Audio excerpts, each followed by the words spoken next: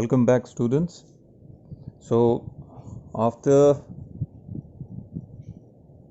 going through with the chapter the Sherpas, yesterday we come to know about how the economic condition, the social condition of the Sherpa people, it changed after the first ascent of the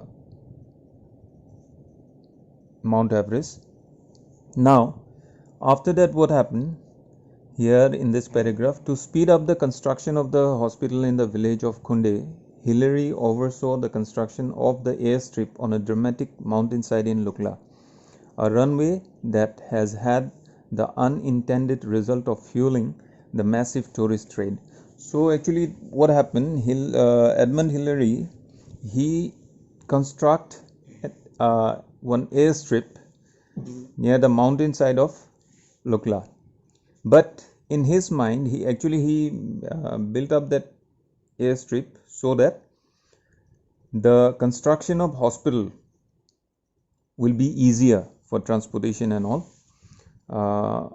But one thing was not in his mind. It happened dramatically. It happened like in an unintended way, which he was not doing it for. But the airstrip actually brought the massive tourist trade. Because of that particular airstrip, what happens? Lots of tourists, they used that airstrip to reach the Khumbu Valley, the Khumbu region. Quickly, each of Khumbu's 25,000 foot plus peaks was climbed, with the Sherpas playing a central role in the expedition. Even more crucial to the Khumbu economy was the development of the trekking industry, in which the Sherpa led tourists on week-long hikes. So it is not only the Mount Everest, but each and every big and small peaks were all was the expedition. The role of expedition was done because of the flow of numerous flow of tourists or foreigners, and in that way the economic condition of the Sherpas also changed in a better way. The Sherpas, they started making their own trekking industries. They worked there as porters, as guides, as trackers, and in that way the condition become good.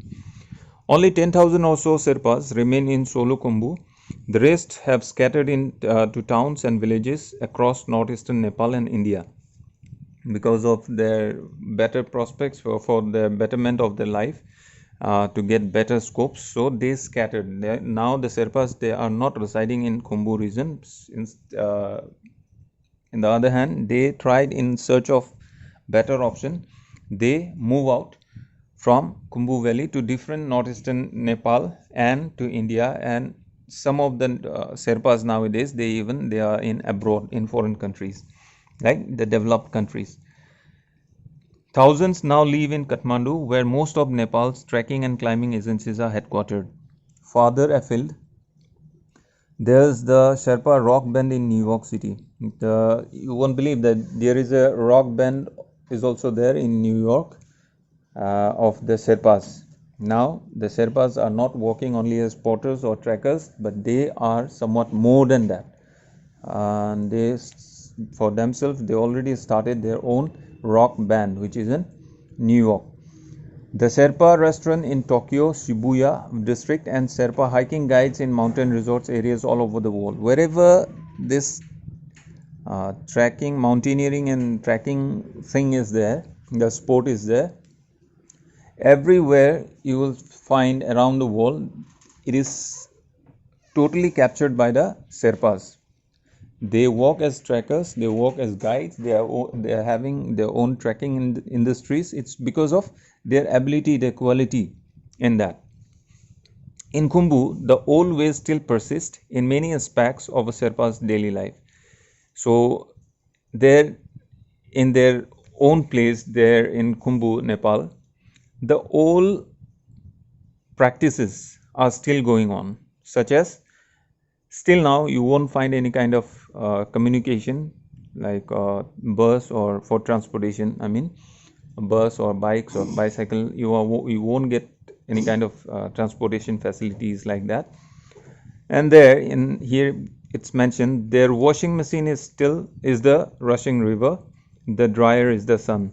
So now they are not using any kind of electronics there in Khumbu region. They usually wash their clothes in the river and they dry up their clothes in the sun.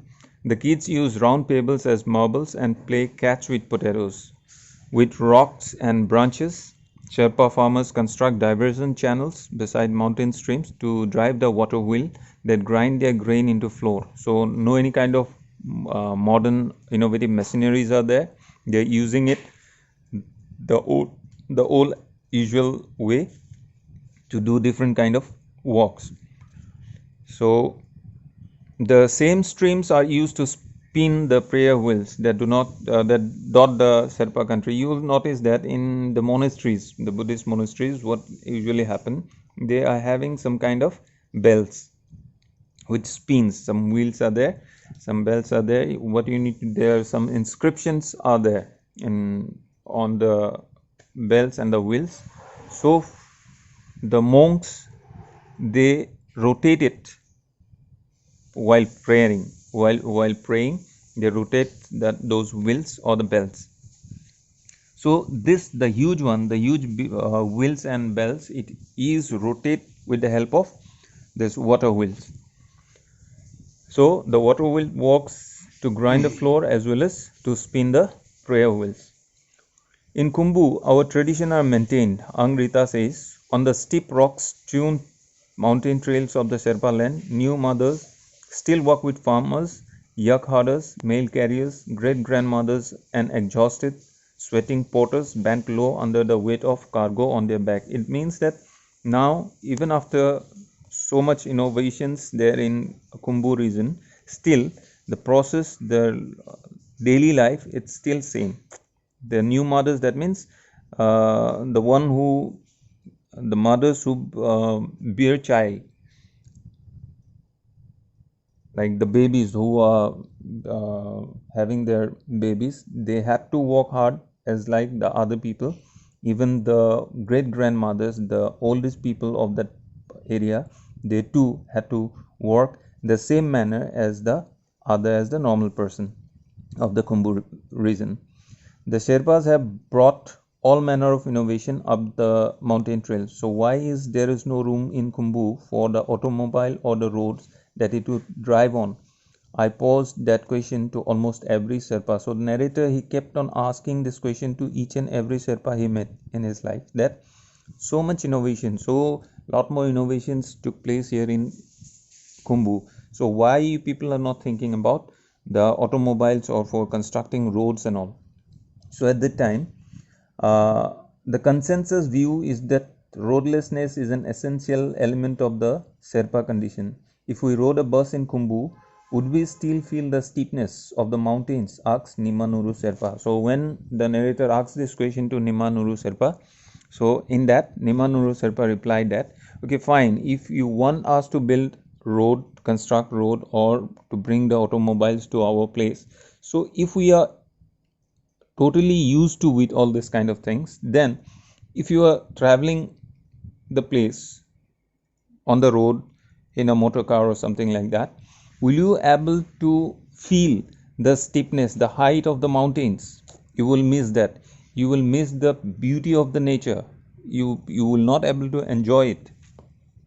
Would we still, and again Nima Nuru Sherpa said, would we still hear the waterfalls coming down our cliffs? Would we stop and say a prayer when we pass a money prayer stone?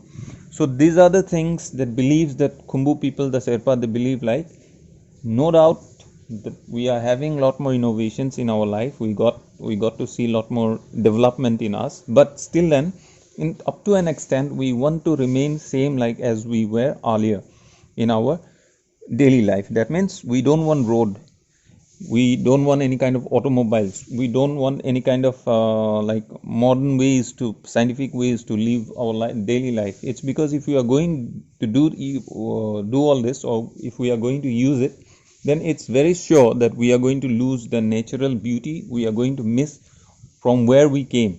So we don't want to get into all those things, we want to stay the way we are. So even nowadays suppose we are going somewhere, and in that moment if we are seeing money, so money is a prayer stone. So at that moment we stop right at that place and we start to pray to that stone.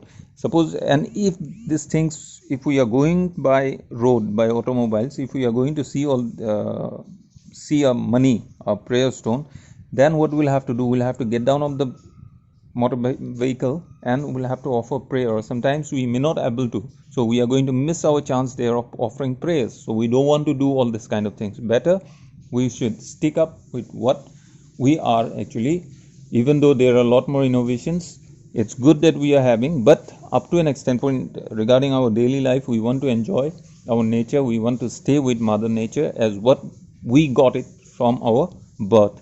So this is what the chapter the Sherpas talks about. So I want you to read the whole chapter nicely, at least twice continuously, and after that try to sort out the tough words which you are getting here, and you can refer the dictionary as well, and some of the meanings, some of the word meanings are given here in the bottom of every pages of this chapter, so you can refer to that. And along with that, I want you to come to page number 99. Here you will see making connections, quick answers it's given. Complete the following sentences. So here are sentences given here. So what you need to do, you need to fill it up, the blank spaces. Lakpa Sherpa walks for dash to reach school. So what is the distance, or what, refer to the sentence. Try to go through the paragraph, find out the answers and try to do it. And if you are going to find any kind of problem in doing it, then later on you can drop that question back in the group and I will help you in getting out the answers. Fine. And after that, turn to page number 100. Here you will get antonyms. In word wall part you will see antonyms, that means the opposite. So find antonyms for the given word, for the words given below in the text. So here try to get the opposite word which given here in this exercise. It's very easy. Entire words, the whatever words given here, you will get the opposite words here in the book itself, in the text itself. Try to find it out, and to do all this you will have to be very much thorough with the chapter, with the lesson. Try to read it. For that only I'm saying, try to read the entire chapter at least for twice continuously. Okay, and if you are having any problem, you can ask me there in the group itself. Fine then, thank you.